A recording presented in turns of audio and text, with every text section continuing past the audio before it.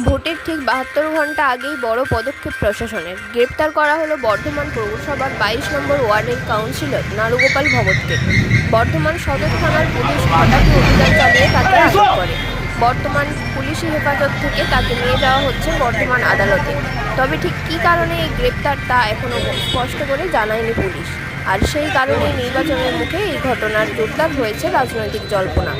স্থানীয় মহলে ইতিমধ্যেই তৈরি হচ্ছে চাঞ্চল্য। প্রশ্ন উঠছে, এটা কি শুধুই আইনগত পদক্ষেপ নাকি এর পেছনে রয়েছে অন্য কোনো রাজনৈতিক সমীকরণ?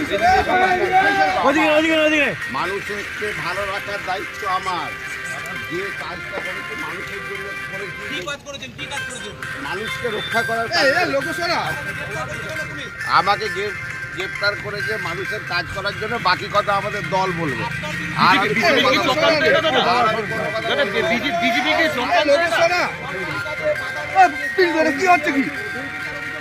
ঘটনার দিকে নজর রয়েছে সাধারণ মানুষের, পাশাপাশি রাজনৈতিক মহলেরও। এই বিষয়ে আরও আপডেট পেতে চোখ রাখুন আমাদের পরবর্তী প্রতিবেদনে। দেখুন এই ঘটনার এক্সক্লুসিভ ছবি।